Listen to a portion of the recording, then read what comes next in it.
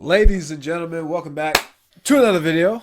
My name is Trevor the Critic, and today I'm back with another episode of Game of Thrones. Now, last episode, y'all, we had the Night King roll through. He rose people from the dead like he was the savior, and man, that was pretty crazy. The battle was crazy. Cersei's in prison. Daenerys let Jorah out of Marine, and Jorah's going to fight for Daenerys again. Now, y'all, this is episode 9. Now, we know how the last episode 9s of the series have been. Season 1, Ned Stark died. The main character of the dang series died. And then season 2, we had the Blackwater. Season 3, obviously, we had the Red Wedding, which was the worst. And then season 4 was the Watchers on the Wall, Ygritte's death. So, in this episode, I'm not really looking forward to it. So, let's see what's going to be popping off in this one. Personally, my own prediction, what's going to happen, I do think that Stannis Baratheon is going to go down to Winterfell and try to face Roose Bolton in the snow and try to take over Winterfell. Because obviously we do see Sansa Stark still in Winterfell. So we'll have to see what happens. And yeah, that's all I got for y'all. So let's get into it. This is Season 5, Episode 9. Let's get it. And if you don't let me inside, I am the Lord Commander. That's what I would do.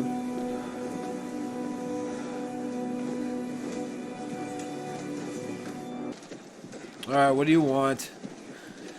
You have a good heart, Jon Snow.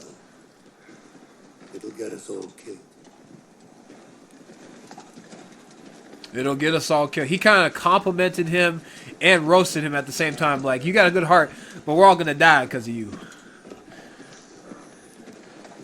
That's crazy how they filmed this in the snow. Like, look at they got the snow on their hair, on their face. It's just crazy, man. This is my own poor way of saying thank you. Aw. For teaching me to be a grown-up. Yeah, he teaching her. He's a better father than Stannis. I want to hear all about the Dance of Dragons when I'm back. Read it yourself. Okay, why y'all giving me this emotional scene like something about to happen to Braavos, bruh? Like, I don't want to see it. I don't want to see it, sir. What are you doing in Dawn? Looking after the safety of my niece, the Princess Marcella. And rather than send a raven or speak to me directly, That's a good you point. decide to enter my country in secret and abduct our guest by force. We received a threatening message. By her. Say it. Princess's necklace in the jaws of a viper. Say it. That necklace was stolen from my room. It's her, man. Open your eyes, sir. No wonder you can't stand. You have no spine. Oh, God. You are mother to 4 of my nieces, girls I love very much. For their sake, I hope you live a long and happy life.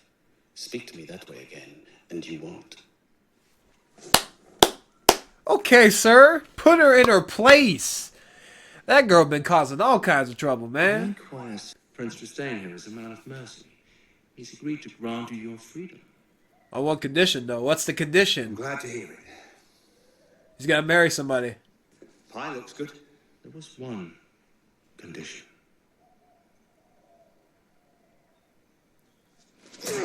Oh. You got to get your back. Perhaps some soup instead. What is she looking at? Oh! That's the dude that killed her master from season 1, the dancing master. On behalf of the Iron Bank. Nothing better for your cock stand than fresh oysters. Uh-oh. Don't look at him. Put your head down. Any vinegar? Put your head down. Who let this girl in? Shoot! Oh my gosh, that was close. That was so close. Good. Wow.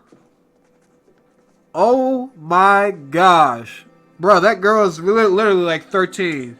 I'll tell you when we're done. And did you see his men? They looked at him like, You'll have a fresh one for me tomorrow. Of course. Oh my goodness, man. If a man knows what he is and remains true to himself, the choice is no choice at all. He must fulfill his destiny and become who he is meant to be. Oh my God, he's really gonna do this. I can't. However much he may hate it. Stannis, bro. It's What? all right, Father. Oh my God. You don't even know what I'm talking about. It doesn't matter. I want to help you. No, you don't. Stand where I No. can help. You won't want to burn on the stake. No, you don't.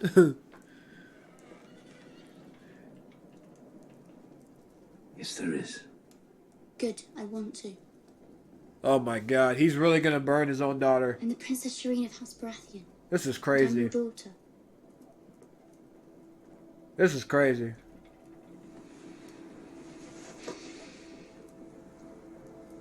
Oh man, you're a sick individual, man. Don't do that. Forgive me. Oh my gosh, bro. He's really finna do this? Oh my God. How does she not see what's going on? Everybody is looking ominous at you while you go up there and you know what I mean? Like, oh my gosh. I can't believe this. Father, where are you? Don't let her do this! Stannis, what are you doing?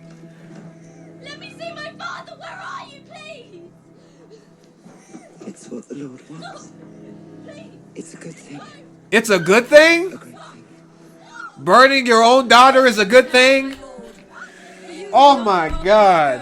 That you may cleanse her with your fire, and that its light may lead our way. We don't act well and starve here. All of us. But if we make this sacrifice, Accept this token of our faith, my lord, and lead us from the darkness. Lord of light, show us the way. Mother, please! Oh my gosh, man. This is so bad. This is terrible. There's no other way. She's king's blood. See, look at these other soldiers.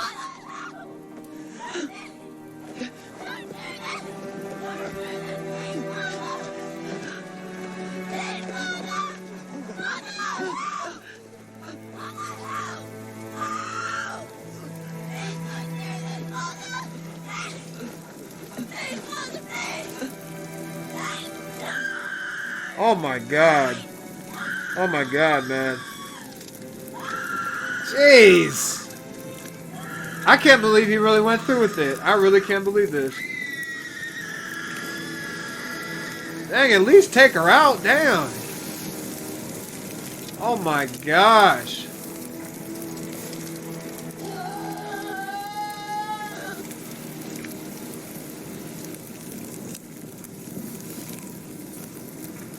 That's probably why he sent Davos away, because Davos would have talked him out of it, you know?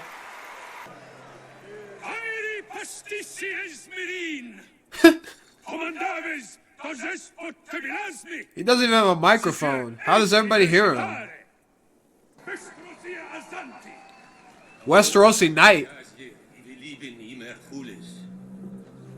That's Jorah. Yes! Let's go! Let's go! This man Jorah does not give up. He's on the brink of death, and he's like, you know what? I'm gonna prove my worth. Can she stop the fight? You can end this. She cannot. You can. She can stop it? Is she gonna stop it?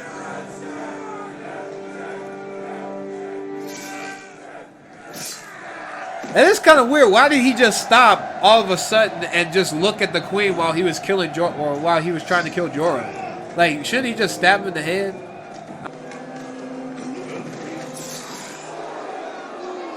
Ooh, good move. Good move, sir. They're all mad because the Westerosi Knight won and not their own people. All right, Daenerys, give me my reward. That's what I would say.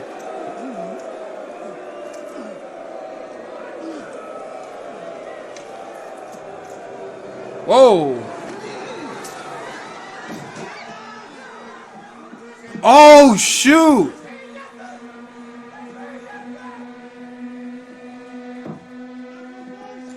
Uh-oh, it's a takeover.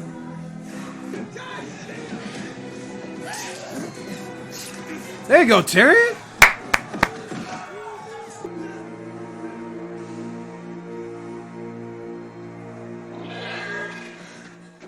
Did she just summon the dragon?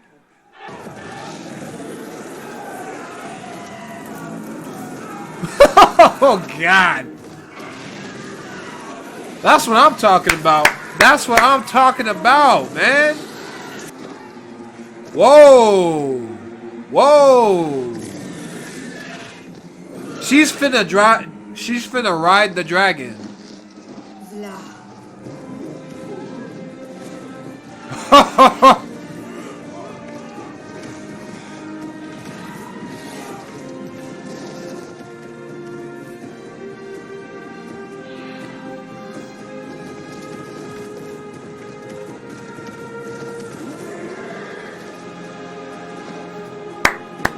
That's what I'm talking about, man. Alright, y'all. So that was the episode 9 of season 5. Now, look, man. This episode was alright. But here's the thing. I do think the placement of this episode was wrong. I feel like episode 8, which was Hard Home, last episode, we had the Night King, we had all that crazy stuff at the end, right? I feel like if they would have switched that episode with episode 8 and then they made Hard Home episode 9, I think it would flow a lot better story-wise, because here's the thing. I do like Daenerys getting on the dragon and taking control of her destiny, but I do think that the Night King, the Wildlings versus the Night's Watch, that whole White Walkers situation, right? I feel like that could have happened in this episode and we would still like had a better impact on the story, if you will, you know what I mean? But it is what it is. First I want to say Stannis burning Shireen, his daughter, because apparently the Melisandre, the Red Witch, told him that he had to burn one of his family members, a person of royal blood, for them to win the war. And literally, I didn't like that. I did not like Stannis, burning his own daughter to death. I didn't like that at all. I feel like it was a lot of out of character for him. But then again, he is so desperate to get the Iron Throne. He is so desperate to get power.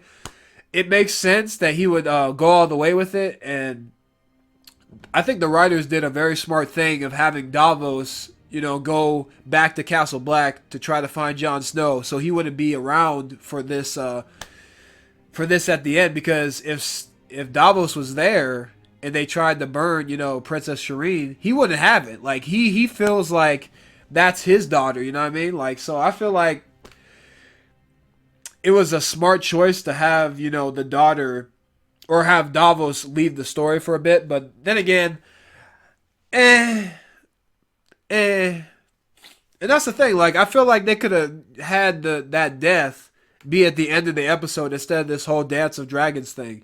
And you know what? I like that scene. I like Jorah getting his honor back, him getting Daenerys' trust back. We still don't know about the Sons of the Harpy. Who's their leader? What is their purpose? We don't know anything about that.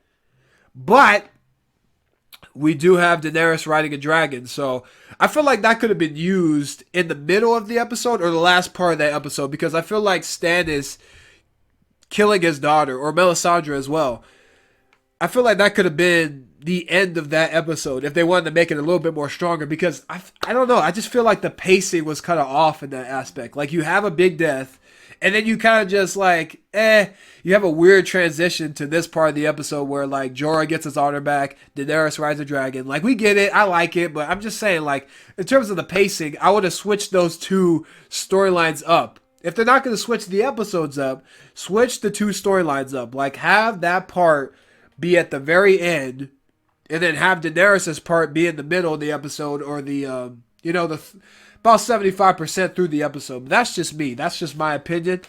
I know that this season has been more of a uphill battle for me. I mean, some storylines are pretty good, like the Jon Snow storyline. I really like, you know, everything that's going on with the Night's Watch right now. I really like, obviously, the Night King, the White Walkers. Those are probably the most interesting stuff for me. I really like what they did with Arya's storyline this episode. Instead of having her do these kind of mundane things and mundane tasks done by Jack and Agar, they actually did something interesting. Like, they actually had Sir Meryn Trant, the guy who killed Syrio Forel, her dancing master, show up in Braavos of all places. You know what I mean? So it gives Arya more of a purpose. Like, do I abandon my cause to be a faceless man to go after this guy who killed my master?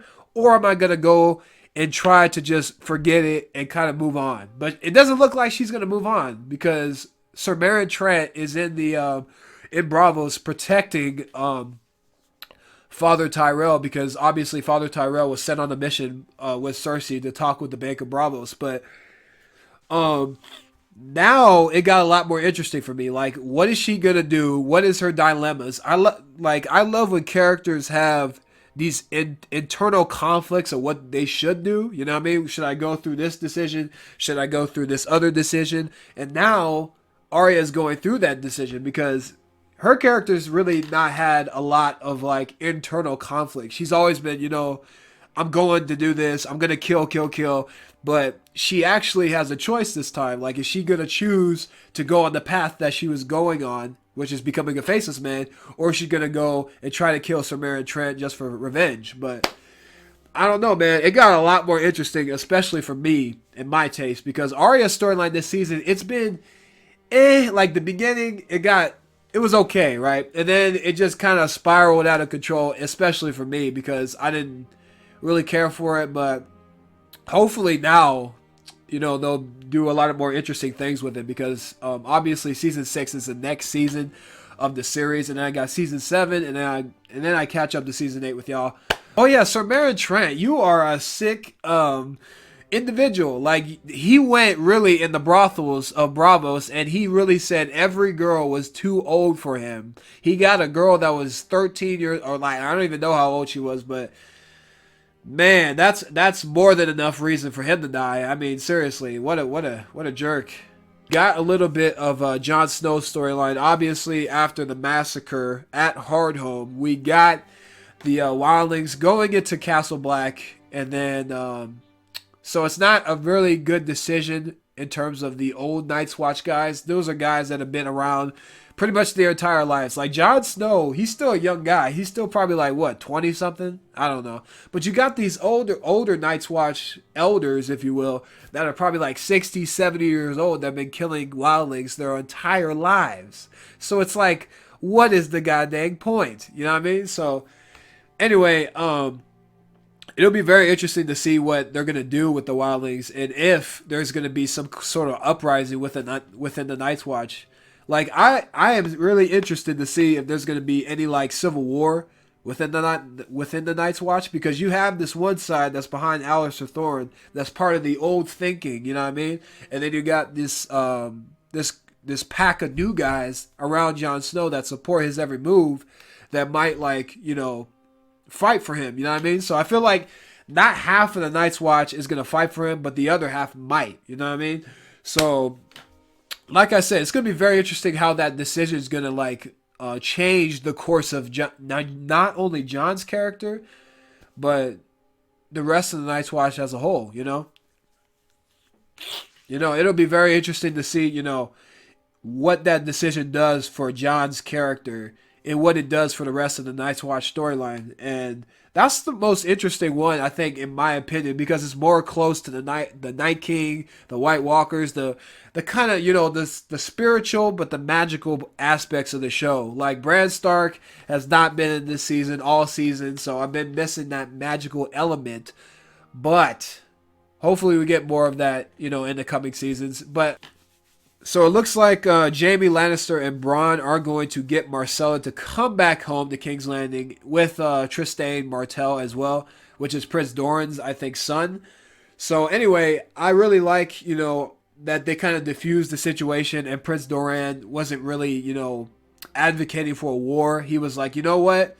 If she wants to go back with you, that's fine, but I want my son to marry this daughter because we made a sacred vow. We made a vow before the gods.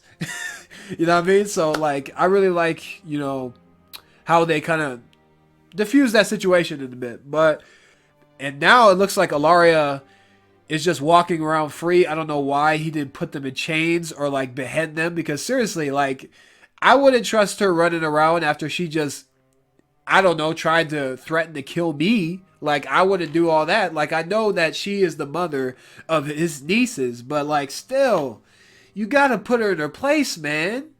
Like, you can't just have her running around and talking to Jaime Lannister and just, you know what I mean? Like, he literally said, bow to my feet or die. And he didn't do any of that. He didn't do any of it. He was just like, you know what? Screw it. If I die, I die. If she comes back and comes back with a better army, that's fine. So, I feel like that was a real stupid move. Like, I would have left her in the prison. Like, you know what I mean? Like, what is the point of leaving her around for everybody to see? You know what I mean? So, this episode was okay. It was okay. I think it is the weakest of the episode 9s of the series, because think about the episode 9s that have been through the first 4 seasons. We had Ned Stark's death, big time character death, right? Big time narrative changing storyline. And then you had season 2, the Battle of Blackwater Bay. Like, that was a huge character's turning point for Stannis. It was a huge character point for Tyrion, you know what I mean? And then we had season 3, we had the Red Wedding, we had Robb Stark's death, Catelyn Stark. All the Starks are gone.